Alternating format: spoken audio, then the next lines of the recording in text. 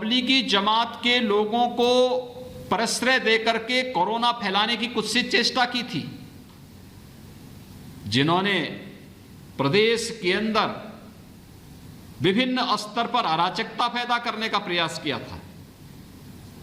और आपने देखा होगा सरकार ने न केवल उनको बेनकाब किया बल्कि ऐसे तत्वों से सख्ती से निपटने का कार्य भी किया। हमारा संकल्प प्रदेश के 24 करोड़ लोगों के जीवन में खुशहाली लाने का है।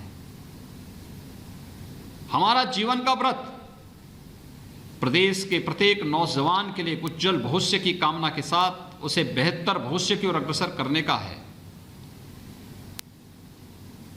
हमारे प्रदेश के लिए हम 24 करोड़ जनता को ध्यान में रख करके अपनी योजनाएं बनाते हैं, किसी व्यक्ति, किसी जाति, किसी मत और मजहब के लिए नहीं। हम विकास सबका करेंगे, सुरक्षा सबको देंगे, लेकिन तुष्टीकरण किसी का नहीं करेंगे। सरकार उसी एजेंडे पे चल रही है, लगातार आगे बढ़ रही है, और यही कारण है बिना भेदभाव के सबको आवास मिलता है, बिना भेदभाव के सबको शौचालय मिलता है, बिना भेदभाव के विद्युत के कनेक्शन दिए जाते हैं, बिना भेदभाव के रसोई गैस के कनेक्शन दिए जाते हैं, बिना भेदभाव के आयुष्मान भारत के कार्ड उपलब्ध कराए जाते हैं। और ये बिना भेदभाव के वहां तो हुआ ही, कोरोना कालखंड में भी आपने देखा होगा कि केवल उत्तर प्रदेश के लिए नहीं, अन्य राज्यों के लोगों को भी उत्तर प्रदेश में कई दिनों तक क्वारंटीन सेंटर में रख करके उनकी देखभाल करना, उनकी सुरक्षा करना, उन्हें फिर सुरक्षित उनके गंतव्य तक पहुंचाने की व्यवस्था करना, यह कार्य भी प्रदेश सरकार ने किया।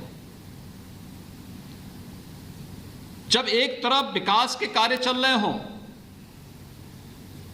एक विकासपरक सोच को लेकर के हम आगे बढ़ रहे हों, तो स्वाभाविक रूप से ओवरऑल परसेप्शन बदलता है वो शासन का, और वह सम्मान बढ़ाता है प्रदेश वासियों का, और हम उसी दिशा में आगे बढ़ने का कार्य कर रहे हैं।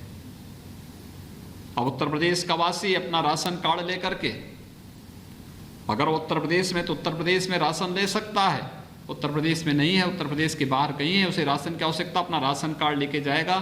अगर उस राज्य ने भी नेशनल पोर्टेबिलिटी के साथ जुड़ गया तो वहां भी उसे राशन मिल सकता है।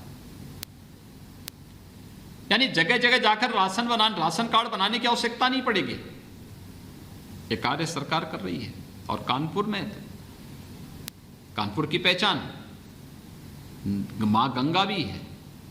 नमामि गंगे के माध्यम से आदरणीय प्रधानमंत्री जी ने कानपुर में गंगा की अविरलता और निर्मलता के कार्यक्रम से स्वयं अभिभूत होकर के कानपुर प्रधानमंत्री जी पधारे थे। कानपुर में किस प्रकार से गंगा जी में आपने देखा होगा कि अब शीशामऊ नाले में एक भी बूंद सीवर गंगा में नहीं गिरता है।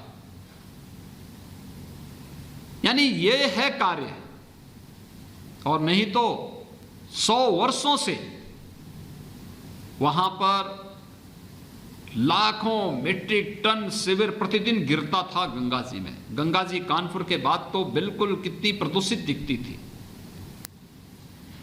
सरकार आस्था का भी सम्मान कर रही है, सरकार विकास के कार्य को भी कर रही है, सरकार नौजवानों के हितों के लिए भी कदम उठा रही है, और किसानों की समृद्धि के लिए भी निरंतर कार्य कर रही है। आपने देखा होगा किसानों के हित के लिए अभी सरकार 3 प्रकार के कृषि विधेयकों को संसद से पास कराई। कैसा दुष्प्रचार करने का प्रयास हुआ। यानी विपक्ष के पास दुष्प्रचार करने के सिवाय कोई भी दूसरा मुद्दा नहीं बचा है। वे निरंतर कुछ न कुछ ऐसी बातें करने का प्रयास करते हैं जिससे समाज में विद्वेष पैदा हो, समाज में अनावश्यक उत्तेजना पैदा हो, और ये शुभ लक्षण नहीं है। ये नकारात्मक सोच डेवलपमेंट को रोकती है। और मैं आप सबका आह्वान करूंगा कि हमें विपक्ष के इस नकारात्मक सोच को पर्दाफाश करना चाहिए, जनता को बताना चाहिए। ये लोग अपने समय में गरीब को राशन नहीं दे पाए, मकान नहीं दे पाए, शौचालय नहीं दे पाए, बिजली का कनेक्शन नहीं दे पाए, आयुष्मान भारत का राशन कार्ड नहीं दे पाए, स्टार्टअप की योजना, स्टैंड अप की योजना, डिजिटल इंडिया की योजना, मेक इन इंडिया की योजना को नहीं लागू कर पाए। लेकिन आज तो सरकार है। हम लोगों ने कानपुर को डिफेंस कॉरिडोर का भी एक नोड बनाया है।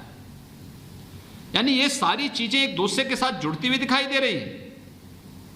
और इसलिए मैं सबसे पहले इन चीजों को आपका आह्वान करूंगा कि हमें इन सब चीजों के प्रति व्यापक कार्य योजना बना करके एक एक लाभार्थी के पास जाना पड़ेगा। देखिए, ये चुनाव है, उपचुनाव है। कोरोना के प्रोटोकॉल का पालन करते हुए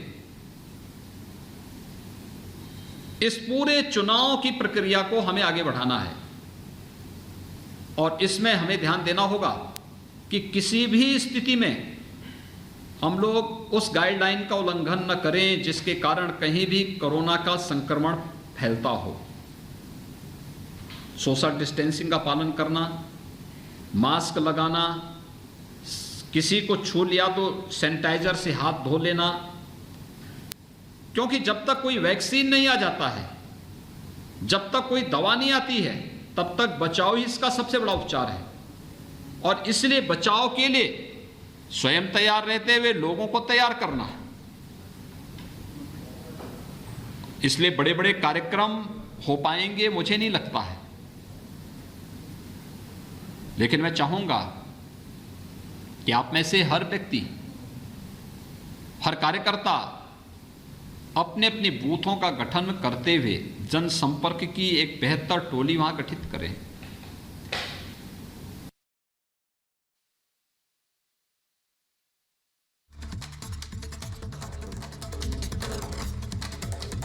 देखिए, इस वक्त आप उत्तर प्रदेश के मुख्यमंत्री योगी आदित्यनाथ को सुन रहे थे, जो साफ तौर पे कह रहे थे कि किस तरह से यहाँ पर एक साजिश की गई। देखिए, यहाँ के जो लोग हैं वो भी इसी बात को समझ रहे हैं और हम भी इसीलिए लगातार आपसे वही सच सामने लाने की कोशिश कर रहे हैं कि हाथरस कांड का वो सच जो अभी तक नहीं सामने आया, जो अभी तक पर्दे के पीछे था। मुख्यमंत्री योगी आदित्यनाथ जो इस वक्त बहुत बड़ी बड़ी बातें कर रहे थे, वो साफ तौर पर कह रहे थे कि कैसे विकास को लेकर प्रतिबद्ध है, कैसे कोविड को लेकर के हमने काम किया, लेकिन कैसे विपक्ष की वो नकारात्मक मानसिकता है जो यहाँ के लोगों